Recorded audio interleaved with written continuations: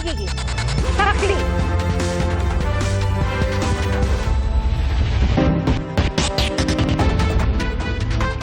Hanggang 3 milyong pisong halaga ng umano'y expired na produkto ang kinumpiska ng NBI sa Taytay, Rizal. Ayon sa NBI, pinapalitan umano ang nakatatak na expiration date sa mga biskwit, chichirya at iba pang pagkain para maibenta ng bagsak presyo. Saksi, si John Consulta. Yan, bibilang na ng pera. Tara. Agad sumalakay ang mga ahente ng NBI Laguna at NBI Rizal sa target na tindahan sa Taytay, Rizal. Sa NBI kami ha, NBI. Wala mo nang aalis ha, wala mo nang aalis. Hindi na nakapalag ang mismo may-ari ng tindahan. Ikinasa ang operasyon laban sa tindahan na lantaran umanong nagbebenta ng mga expired na consumer product. Sa bisa ng search warrant, pinasok din ng operatiba ang warehouse. Doon tumambad sa mga otoridad ang mga kahon ng biskwit, chichirya at iba pang pagkain na mga expired na umano lahat. 2 truck ang kailangan ng NBI para mahakot ang mga expired na consumer products. Ang halaga ng mga kontrabando nasa 2 hanggang 3 milyong piso. Ang mga produktong ito yung mga tinatawag na return to vendor. Pinull out na ito sa mga malalaking grocery store dahil expired na or malapit na mag-expire. Ayon sa NBI, nagreklamo sa kanila ang isang kumpanya na ipinupuslit daw ang kanilang mga produkto na dapat ay for disposal na. Ang diskarte raw ng may-ari para magmukhang hindi expired ang mga produkto. Buburahin nila yung expiration date at papalitan nila ng bagong expiration date. Gamit ng mga dinidikitan nila yung sticker o kaya nag-i-stamp sila ng bagong expiration date. Bagsak presyong ibinibenta ang mga expired product sa maliliit na tindahan sa Cavite, Rizal at Laguna. Malaking epekto nito sa kalusugan ng mga consumer, lalo yung mga bata na mga hihilig kumain nito. Sinisikap ng GMA Integrated News na makuha ang panig ng inarestong may-ari. Para sa GMA Integrated News, John Consulta ang inyong saksi.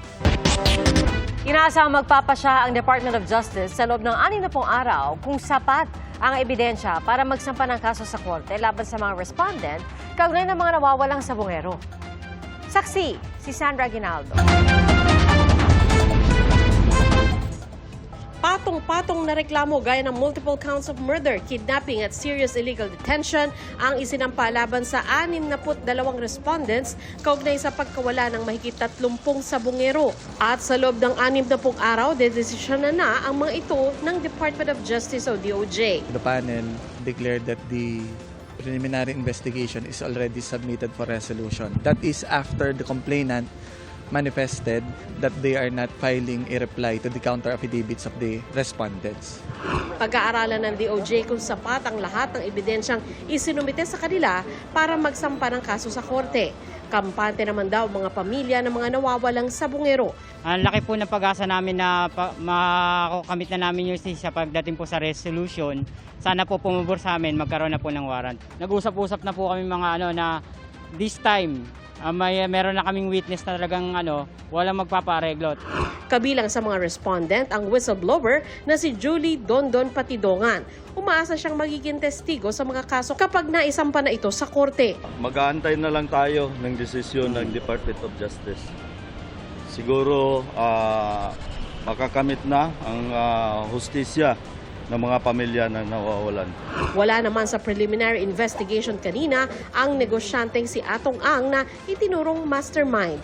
Pero naroon ang kanyang abogado na umaasang pagbibigyan ng kanilang hiling na ibalik ang reklamo sa PNP-CIDG para raw maimbestigahang muli. We are hopeful that the case will be rebundled back to CIDG for investigation in view of the fact that the evidences submitted do not have enough credibility enough to establish what's called the quantum of evidence for prima facie case. Iaapila naman ng kampo ni Atong ang pagbasura ng Mandaluyong Prosecutor's Office sa mga reklamong attempted robbery with intimidation of person, grave coercion, grave threats at slander na isinampa ng negosyante laban kay Patidongan at isa pang respondent na si Alan Bantiles. Base sa resolusyon ng Mandaluyong Prosecutor's Office, walang sapat na ebidensya para isakdal ang dalawa. Tuloy naman ang investigasyon ng DOJ CIDJ sa mga buto na nakuha sa Taal Lake. Ayon kay Patidongan, doon umano itinapon ang mga labi ng mga nawawalang sabungero. Kung magmamatch ito sa DNA ng mga kaanak ng biktima, makadaragdag daw ito sa kanilang ebidensya. Total number of bones recovered and submitted for examination is at the number 981. Okay? This includes 3 sets of human remains from the cemetery consisting of 264 bones. If the assessment by the panel of prosecutors is that there is sufficient evidence to proceed to trial, given what we have on hand, there will be no need to look into the DNA evidence or to wait for the results of the DNA examination. Para sa GMA Integrated News, ako si Sandra Aguinaldo, ang inyong saksi. Pag-aaralan ng Office of the Ombudsman ang reklamong plunder na inihain ni dating Senador Antonio Trillanes IV laban kina dating Pangulong Rodrigo Duterte, Senador Bongo at 2 kaanak ng senador. Kaugnay po yan sa halos 7 bilyong pisong halaga ng mga proyekto na nakuha ng mga go. Saksi si Salima Refran. Kahong-kahong dokumento ang bitbit ni dating Senador Antonio Trillanes IV sa Office of the Ombudsman. Para yan sa reklamong plunder laban kina dating Pangulong Rodrigo Duterte, Senador Bongo, pati laban sa ama at kapatid ng senador. Kaugnay ito sa halos 7 bilyong pisong infrastructure projects na napunta umano sa CLTG Builders at Alfrego Builders ng mga go. Tatay at kapatid, binigyan mo ng bilyon-bilyon na kontrata. While you were in power, covered nila yon. Alam naman natin na magkadugtong ang bituka ni Bongo at Duterte, kaya hindi niya pwedeng ipagkaila na hindi na-impluensyahan ito. Alegasyon ni Trillanes, nasa 200 proyekto umano ang nakuha ng mga kaanak ni Go. Mula na maging mayor si Duterte noong 2008 hanggang sa maging presidente ito.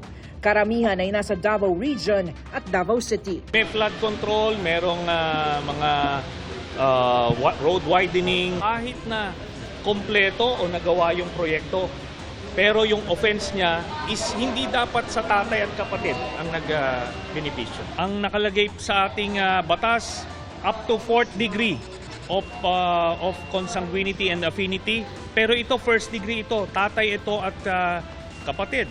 Git ni Trillanes, undercapitalized o kulang sa pampuhunan ng CLTG at Alfrego Builders, kaya nakipag-joint venture o nakisosyo sa mga kontratistang may AAA licenses tulad ng mag-asawang Curly at Sara Diskaya. 816 million pesos umano ang halaga ng mga proyektong napunta sa joint venture ng mga Go at ng mga Diskaya. Pinabulaanan ni Senador Go ang mga alegasyon. Lahat naman tayo may negosyo, yung mga pamilya natin. Lahat ng pamilya may negosyo. But hindi po ako nakikialam dyan. Nakialam ba ako? Hindi. Nakinabang ba ako? Hindi. Binigyan ko ba ng pabor ang aking pamilya? Hindi.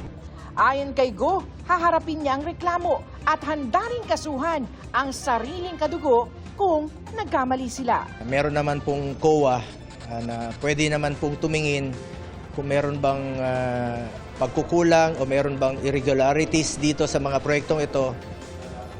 Kasuhan niyo po. Kaya sabi ko nga, ako pa mismo, willing po akong kasuhan kahit kapamilya ko, kahit sino pa yan.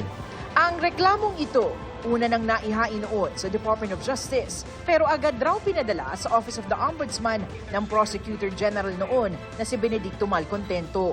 Panahong Justice Secretary pa si Ombudsman Jesus Crispin Remulla. Itong kasong ito ay pag-aaralan pa. Hindi nga ako nagkaroon ng pagkakataong makita ang mga papel na to noong panahon na yon. 1 taon na yun eh. Dadaan niya sa evaluation, fact-finding, at preliminary investigation. Dagdag pa ni Ombudsman Remulla, maaaring makatulong ang reklamong ito sa investigasyon nila ng DPWH sa CLTG at sa mga Diskaya. Binibigyan kami niyan ng hudyat kung saan kami dapat tumingin. Kasi nga, interesado kami dyan, pero kung nandyan na ang dokumento at meron na siyang mga project number, mga identifying marks, mas madali namin mahahanap yan sa DPWH. Para sa GMA Integrated News, ako si Salima Refran, ang inyong saksi. 6 masugatan sa karambola ng 8 sasakyan sa Nabas, Aklan. Makikita sa video ang paglipat ng van sa kabilang linya, saka ito bumangga sa isa pang sasakyan. At isang truck naman ang bumangga sa likuran ng isa pang van. Ang van sumalpok sa mga kasalubong na sasakyan. At sa lakas ng impact, tumagilid ang truck na may kargang 300 sako ng asukal. Damay rin sa disgrasya ang 2 nakaparadang motorsiklo. At base sa investigasyon ng pulisya, nawalan umano ng preno ang truck sa palusong na bahagi ng kalsada. Nasa kustodiya na ng Nabas Police ang truck driver. Nadagdagan ang mga mambabatas na voluntaryong naglabas ng kanilang Statement of Assets, Liabilities and Net Worth o SALN. Saksi, si Ian Cruz. Transparency is the name of the game. Pinadali ni Ombudsman Jesus Crispin Remulla ang pagkuha ng akses sa mga hawak nilang SALN o Statement of Assets, Liabilities and Net Worth ng mga opisyal ng gobyerno. Nasa kanilang tanggapan ng SALN ng Presidente at Vice-Presidente, pati mga opisyal ng lokal na pamahalaan at constitutional agencies. As the memorandum circular is written, there is no need for consent on the part of the public officer whose SALN is requested. Kasunod niyan, may mga kusa ng nagsapubliko ng kani-kanilang SALN. Base sa inilabas online ni Senador Risa Ontiveros, halos 19 million pesos ang deklarado niyang net worth noong 2024. Halos 20 million pesos ang idineklara niyang assets o ari-arian at halos 900,000 pesos naman ang idineklara niyang liabilities, partikular ang car loan. Sa inilabas namang datos si Senador Ping Lacson, halos 245 million pesos ang kanyang net worth nang magbalik siya sa Senado nitong June 30, 2025. Mas mataas ito sa halos 59 million pesos na huli niyang idineklarang net worth noong June 30, 2022. Paliwanag ni Lacson, nang matapos ang kanyang termino noong 2022, pumasok siya at 2 business partner sa lehitimong real estate at trading business. Kaya sumipa ang kanyang net worth. Magbibigay raw siya ng karagdagang detalye kaugnay ng kanyang 2025 SALN. Sabi naman ni Senate Finance Committee Chairman Sherwin Gatchalian, dati na siya naglalabas ng SALN sa mga nagre-request na media. Kaya handa rin siyang gawin ito ngayon. Just to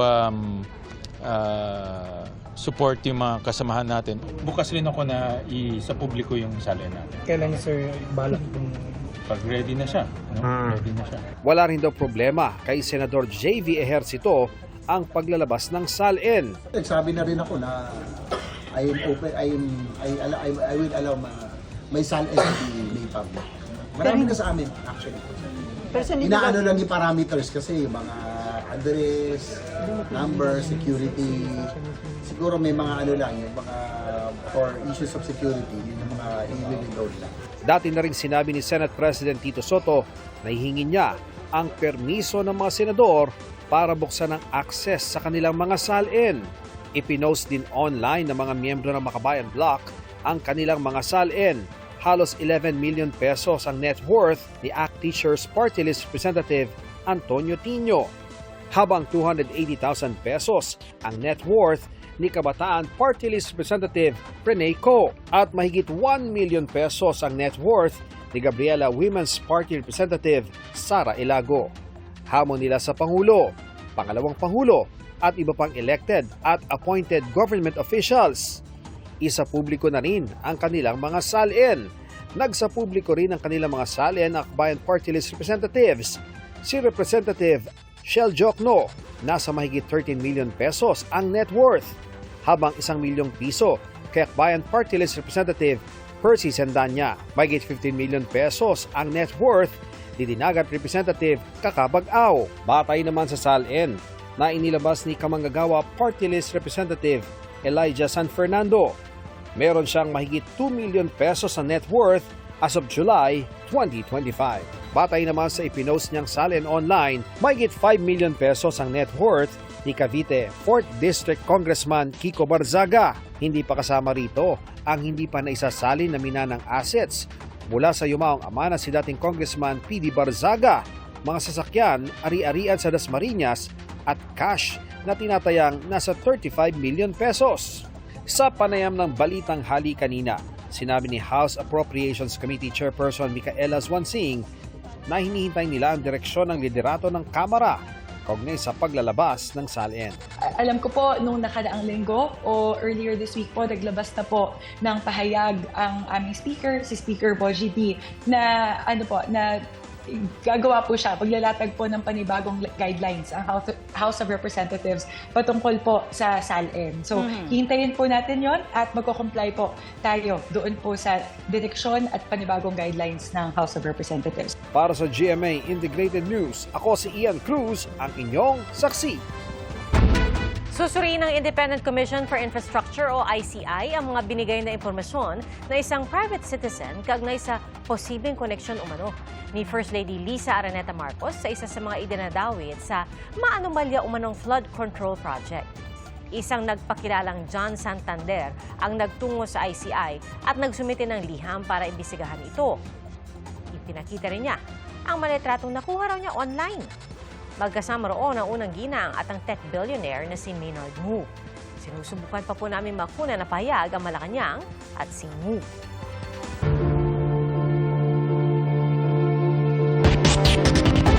Sa eksklusibong panayam ng GMA Integrated News, nangako si Sandigan Bayan Presiding Justice Geraldine Econg na bibilisan ang paglilitis sa mga kaso kaugnay sa mga flood control project. Sa gitna po yan ang sumisidhing galit ng publiko sa mga tiwali. Saksi, si Joseph Moro. Effigy ni Pangulong Bongbong Marcos ang pinagbuntunan ng galit ng mga nagprotesta kontra katiwalian sa Maynila. Sa Quezon City, nagsunog naman ang effigy ni Pangulong Marcos, Vice President Sara Duterte at US President Donald Trump. Panagutin ang mga nangurakot, ang mga kurakot, mandarambong sa kaba ng bayan. Ang panawagan para panagutin ang mga kurap umabot sa 51st Philippine Business Conference. Kailangan managot lahat ng dapat managot. Kailangan makulong lahat ng dapat makulong. Wala tayong sisinuhin, wala tayong sasantuhin. Kailangan po mabalik ang pera ng mga kababayan natin. Ang pera nating lahat, kailangan po maibalik. Ang ombudsman napadalhan na ng mga subpoena sina dating Ako Bicol Party List Representative Saldi Co at 17 iba pang respondent sa mga reklamong graft at malversation of public funds na inirekomenda ng Independent Commission for Infrastructure o ICI. Kaugnay yan sa 289 million pesos na flood control project sa Nauan Oriental, Mindoro. May 10 araw ang mga respondent para maghain ng kanilang mga kontra sa laysay. Sa Huwebes naman, inaasahang mailalabas sa mga subpoena para sa 5 ghost projects umano ng DPWH Bulacan 1st District Engineering Office na harap sa mga reklamong graft, malversation through falsification at perjury sina dating District Engineer Henry Alcantara, dating Assistant District Engineers Bryce Hernandez at JP Mendoza, kontratistang si Sally Santos at iba pang tauhan ng DPWH. Nauna nang sinabi ni Ombudsman Jesus Crispin Remulla na target nilang makasuhan sa Nobyembre ang mga sangkot sa anomalya sa flood control projects. Sa eksklusibong panayam ko kay Sandigan Bayan Presiding Justice Geraldine Econg, sinabi niyang handa silang tanggapin ang ihahaing kaso ng Ombudsman. Hindi na nila kailangan bumuo ng special division na tututok lamang sa flood control cases dahil konti lamang ang mga dinidinig nilang kaso. Pero dahil kasong graft lamang laban sa mga opisyal na may salary grade 27 pataas ang dinidinig sa Sandigan Bayan, posibleng sa iba ihain ang kaso laban sa mga naereklamo na ng DPWH sa Ombudsman, kabilang ang pinakamataas na si Alcantara na may salary grade 25. If they feel na wala talagang involved na persons na masasakop dito sa Sandigan Bayan, then that will be filed in the first or second level court depending on the charge. Tiyak namang Sandigan Bayan ang lilitis kung matuloy ang ilan pang inirekomenda ng ICI na kasuhan ng Ombudsman na sina dating Mimaropa Regional Director Engineer Gerald Pacanan at mga Assistant Regional Directors nito na nasa salary grade 28. Pag nagkataon, pangako ni Justice Econg bibilisan nila ang paglilitis. Isusumite na sa Korte Suprema ang mga bagong alituntunin para makahatol sa loob lamang ng 6 hanggang 8 buwan. Kabilang dyan ng hanggang 10 araw lamang na pagsasakdal at pre-trial, hanggang 4 na buwang paglilitis kabilang ang paghaharap ng mga ebidensya at testigo at hanggang 2 buwan lamang para maisulat ang desisyon. We will give the ponente 40 days The most senior member, who is not a ponente, 10 days to review.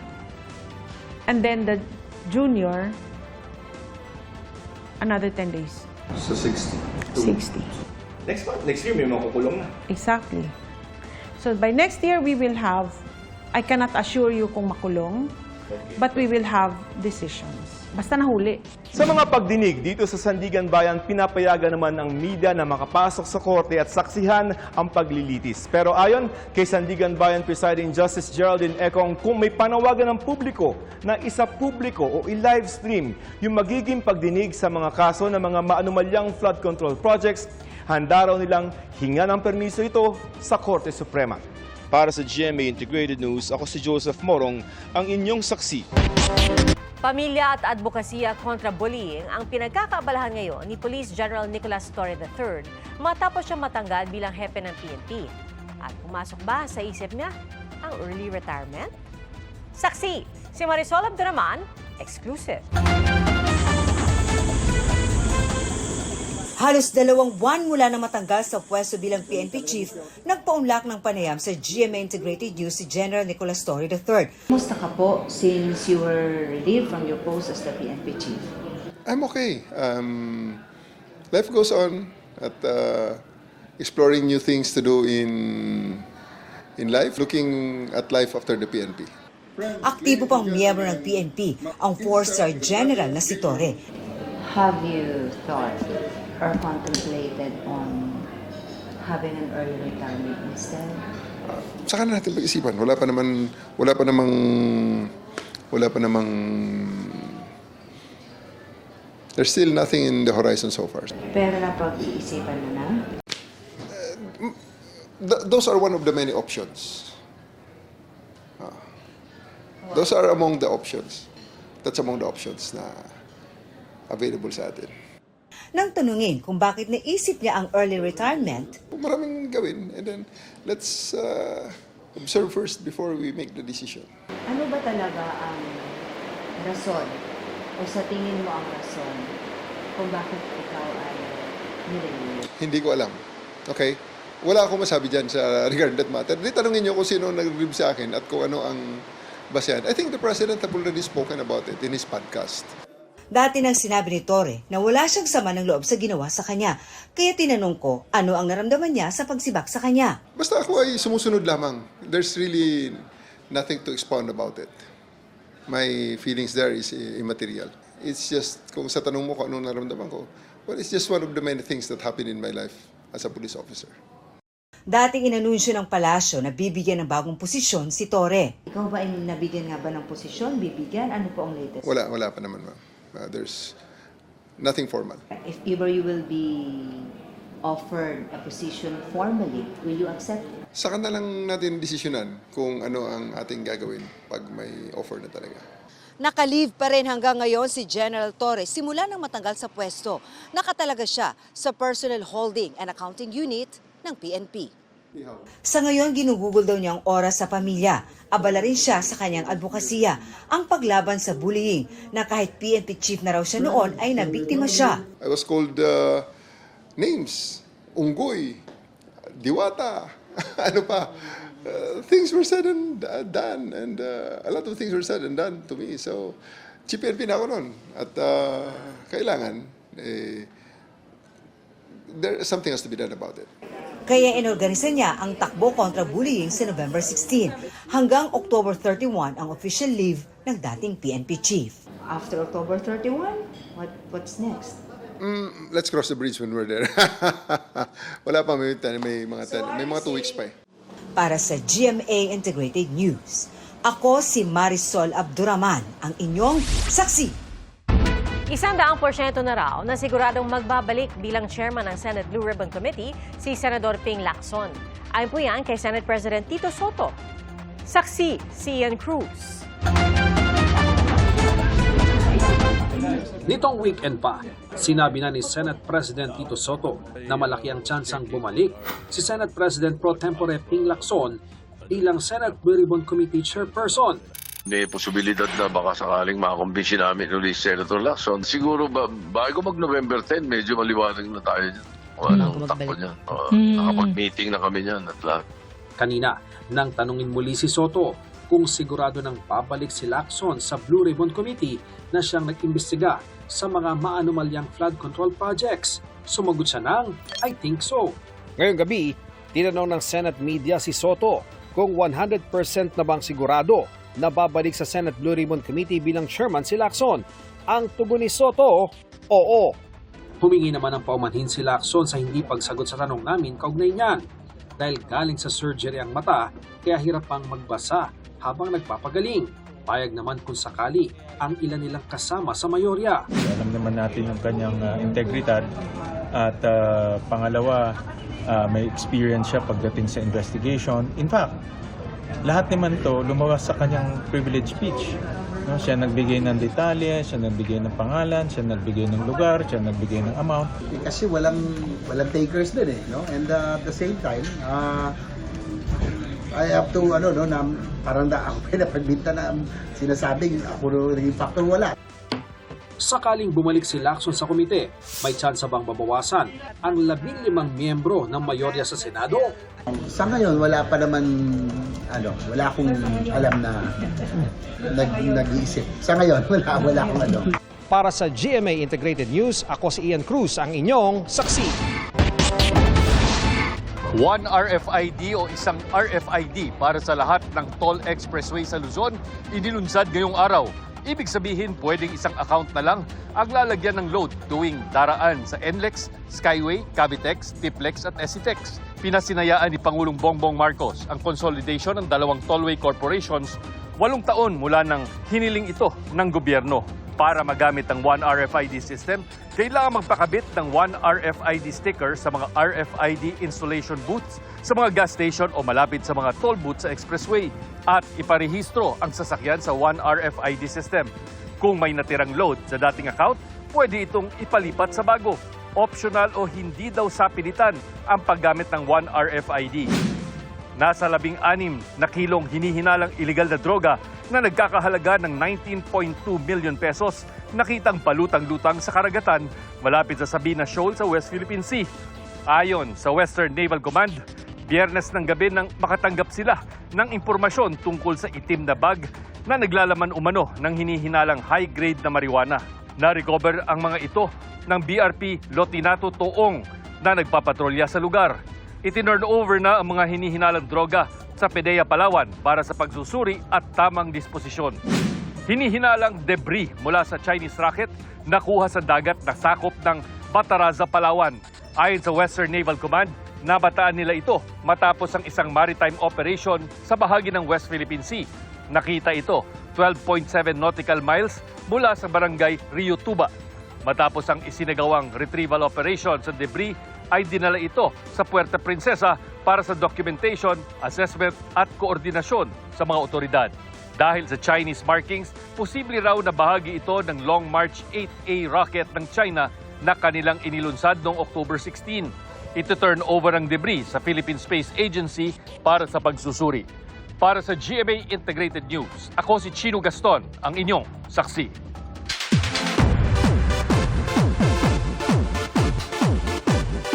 Isa pang OG character ang nagbuwis ng buhay sa Encantadia Chronicles Sangre. Sa episode ngayong gabi, isinakripisyo ni Sangre Perena Glyza de Castro ang kanyang sarili para iligtas si Sangre Terra Bianca Umali na muntik ng tamaan ng pana ni Olgana na ginagampanan naman ni Bianca Manalo. Hindi na rin siya napagaling ng brilyante ng lupa na hawak ni Terra, kaya napuno ng galit ang anak ni Perena na si Sangre Flamara Faith da Silva. Napanaginipan din ni Sangre Danaya, Sanya Lopez, ang pagkamatay ng kapatid, kaya nalaman nila ang masamang balita. Abangan kung paano maka-aapekto ang nangyari kay Perena sa mga Sangre.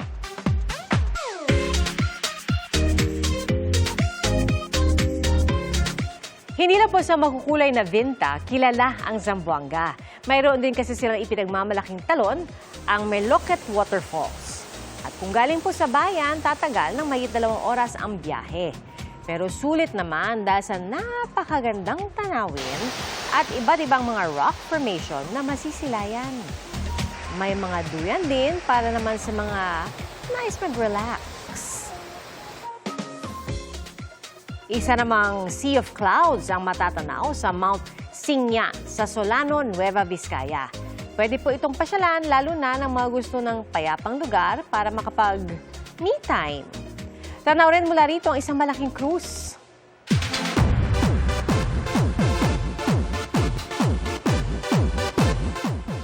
Ipinakilala na ang dalawa sa mga magiging housemate ng Pinoy Big Brother Celebrity Collab Edition 2.0.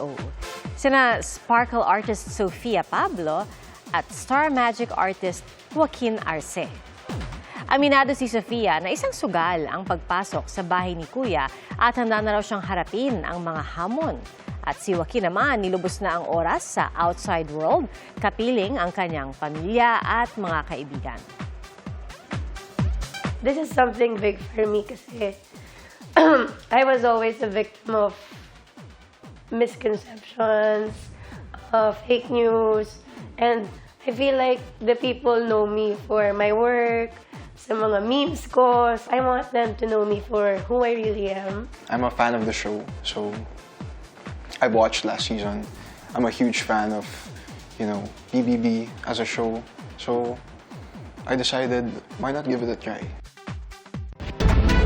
Mga kapuso, abangan niyo po bukas ang Season 2 premiere ng Power Talks with Pia Arcangel. At para po sa unang episode ng Season 2, nakapanayam ko po sina Alfonso at Alexon Hortaleza ng Hortaleza Corporation at Prime Global.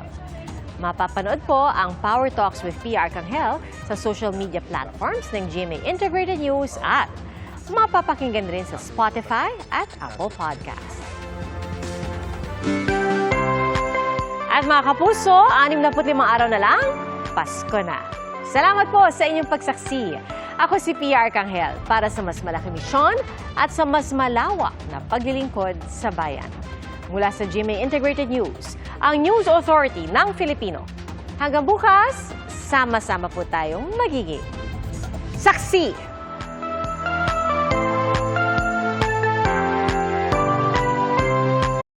Mga kapuso, maging una sa saksi. Mag-subscribe sa GMA Integrated News sa YouTube para sa iba't ibang balita.